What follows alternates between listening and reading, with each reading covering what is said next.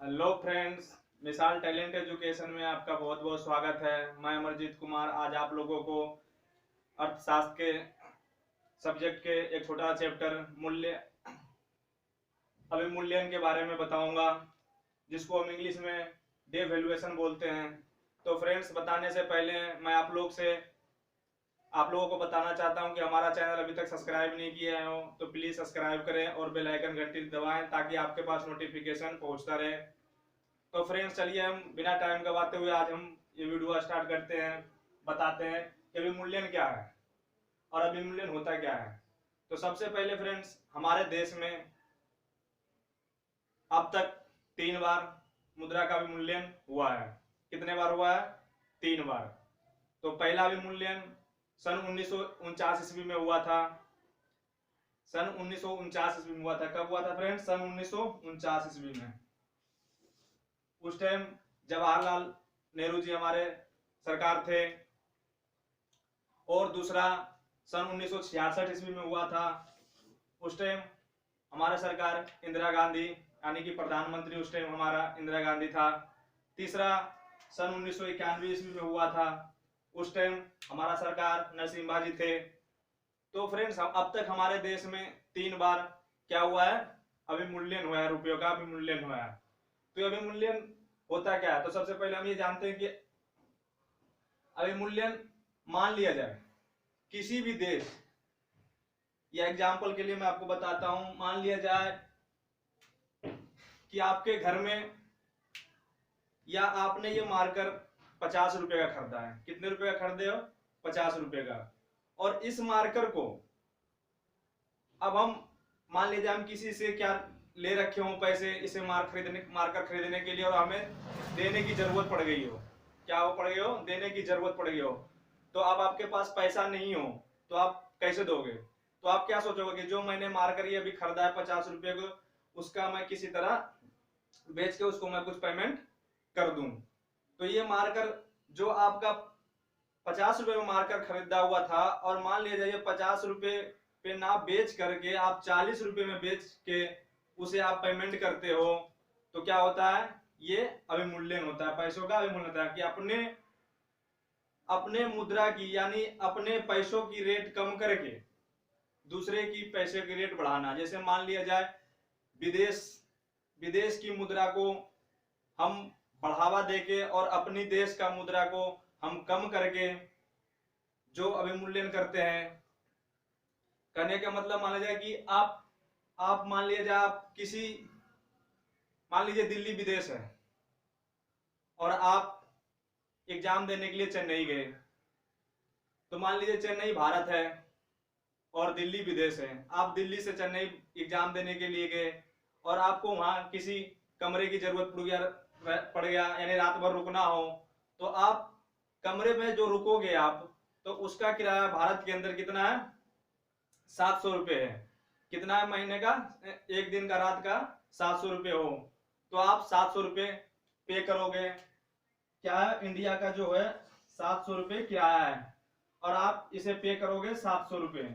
अब मान लिया जाए ये होटल वाला, इंडिया वाला जो है, अब विदेश से जो मुद्रा वो आएगा, मान लीजिए अमेरिका से, या हम दिल्ली से गए, वहां दिल्ली से हम गए और इस कमरे को हमने बुक किया जिसका किराया कितना था? 700 रुपया था। अब मान लिया जाए हमारे देश की मुद्रा अब तक कितनी है? मान लिया जाए कि 70 रुपए, $1 बराबर 70 रुपए है। क्या है? 70 रुपया। तो ये अमेरिका जो हमारे दिल्ली से जो विदेश से बंदे वहां गए, कहने का मतलब जो दिल्ली का मुद्रा, जो डॉलर की कीमत है, एग्जाम्पल के लिए आपको मैं बता रहा हूं, बिल्कुल आराम से समझना कि मान लीजिए दिल्ली का जो डॉलर है, $1 का कीमत 70 रुपए है। तो ये जब भारत में गया यानी कि चेन्नई में गया, तो इस कमरा को बुक करने के लिए उसे कितना पे करना पड़ेगा? $10 पे करना पड़ेगा। कितना करना पड़ेगा? $10 पे करना पड़ेगा। अब मान लिया जाए इंडिया वाले इस मुद्रा को घटा दे। क्या करे? घटा दे, अपनी मुद्रा को कम कर दे। मान लिया जाए अपनी मुद्रा को कम कर दे, तो इंडिया वाले विदेश वाले क्या करेंगे? उसे क्या होगा? फायदा होगा। क्या होगा?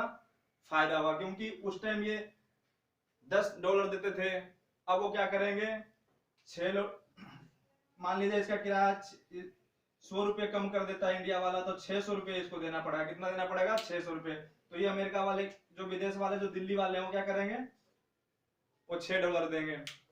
तो $6 देंगे तो इनका क्या हो जाएगा, किराया पूरा हो जाएगा। और अमेरिका वाले के पास कितना बचत हो जाएगा, 700 रुपये किराया देगा, 600 रुपये दे रहा है, तो क्या हो रहा है, 100 रुपये का बचत हो जा रहा है।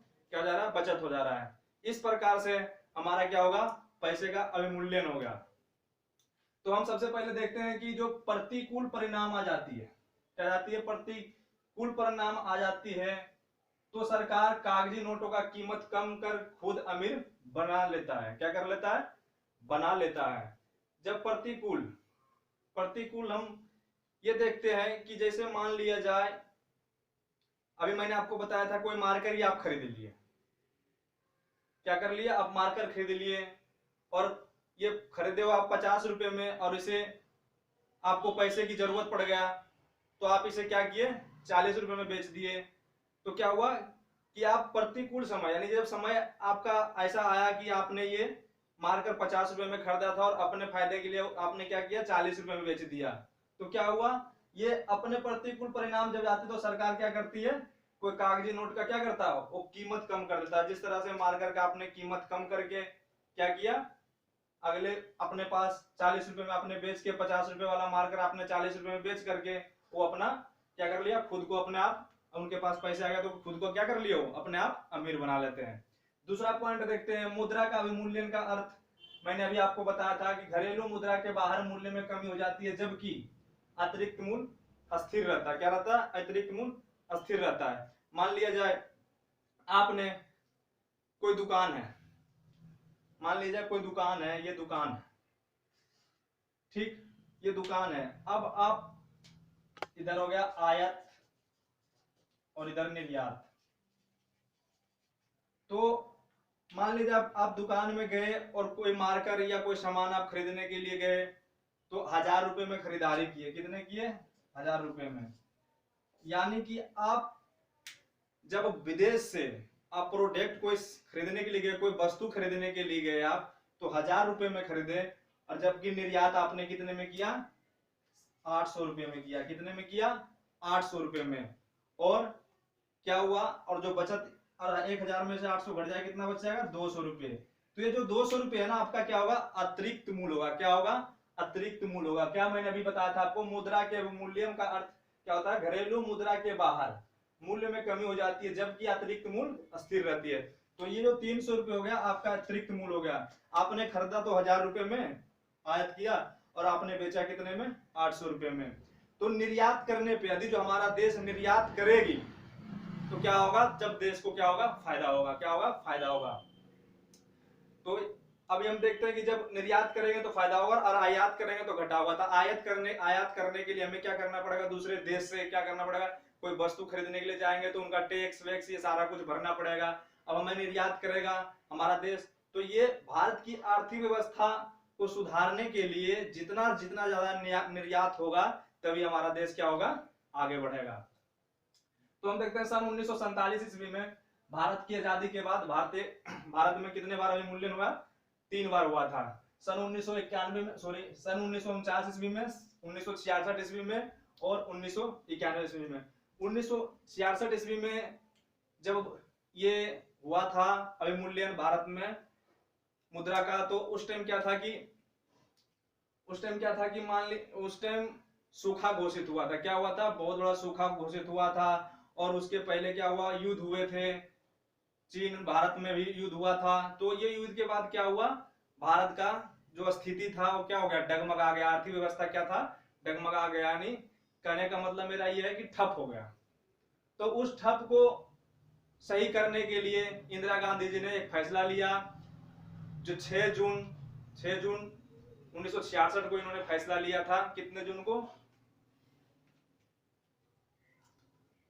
6 जून 1966 में, 6 जून 1966 में उन्होंने फैसला लिया था कि हमें अब अवमूल्यन करना जरूरी हो गया, क्योंकि सूखा घोषित हो गया था। और लगातार हमारे देश के दो प्रधानमंत्री ऐसे थे जो जिनकी अचानक मौत हो गई थी। जब ताशकंद समझौता जब हो रहा था, जब सरकार भारत के प्रधानमंत्री लाल बहादुर जी गए थे, लाल बहादुर जी जब गए वहां समझौता करने के लिए, तो अचानक से उनकी क्या हुई, मौत हो गई थी। तो इससे क्या हो गया, भारत की आर्थिक व्यवस्था डगमगा गया था। और उसके पहले हमारे जवाहरलाल नेहरू जी की मृत्यु हो गई थी, तो उससे क्या हुआ, हमारा देश का आर्थिक व्यवस्था खराब हो गया था। तो खराब होने के कारण ये अवमूल्यन किया गया था। उस टाइम 36.5% सॉरी 36.5% क्या हुआ था, अवमूल्यन का क्या रेट कम हुआ था। जबकि उस टाइम 57.4 अमेरिका का क्या था, रेट था, क्या था, 57.4 अमेरिका का रेट था। अब हम देखते हैं कि अमेरिकी डॉलर के मुकाबले भारतीय की मुद्रा अवमूल्यन का कारण क्या बना था। अमेरिकी डॉलर के मुकाबले भारतीय का मुद्रा का अवमूल्यन का कारण क्या था कि अमेरिका का डॉलर का कीमत इसलिए बढ़ा था कि हमारे देश में जब ये युद्ध हुआ था ना, तो हमारा क्या हुआ, देश का स्थिति, आर्थिक व्यवस्था खराब हो गई थी। इसके साथ साथ हमारे देश के दो क्या थे, वो प्रधानमंत्री जी की मृत्यु भी हो गई थी, उससे और हमारा स्थिति डगमगा गया।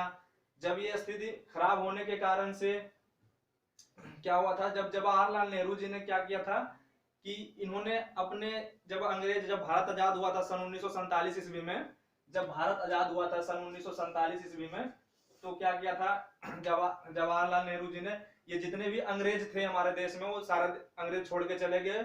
उससे क्या हुआ, योजना के साथ साथ उनकी पूंजी का भी भारत में अभाव हो गया था। क्या हो गया था, अभाव हो गया था। तो अभाव होने के कारण से जवाहरलाल नेहरू जी ने ये पंचवर्षीय योजना का प्लान को स्वीकृत किया देश से, रूस से।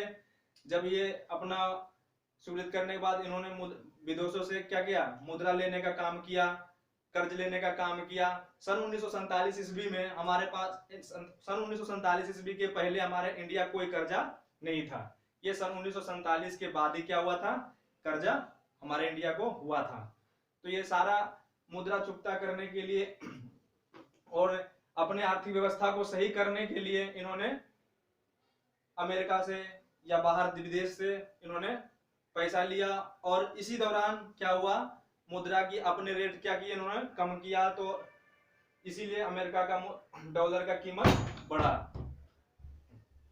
तो ये अवमूल्यन आपको समझ में आ गया होगा कि अवमूल्यन क्या है। अवमूल्यन हमारे देश में कितने बार हुआ, 3 बार हुआ था, सन 1949 ईस्वी में, 1966 ईस्वी में और 1991 ईस्वी में। और अवमूल्यन जो है वो किस लिए किया जाता है, क्यों होता है, क्योंकि जब हमारा देश कमजोर पड़ जाएगा, कहने के मतलब उनकी आर्थिक व्यवस्था खराब हो जाएगी, घाटे में चलने लगेगा, तो क्या करेंगे, सरकार अपने पैसों की कीमत कम कर देते हैं। क्या करते हैं, कम कर देते हैं, जिससे उनकी निर्यात फिर बढ़ने की चांस हो जाता है। तो इसलिए अवमूल्यन होता है और इसे ही हम अवमूल्यन बोलते हैं। तो फ्रेंड्स, आई होप कि आपको समझ में आया हो कि अवमूल्यन क्या है और क्यों है। ये सारी चीज आपको समझ में आई होप कि आ गया होगा बिल्कुल सही तरीके से। तो फ्रेंड्स, हमारा वीडियो अच्छा लगा हो तो प्लीज लाइक करें, सब्सक्राइब करें।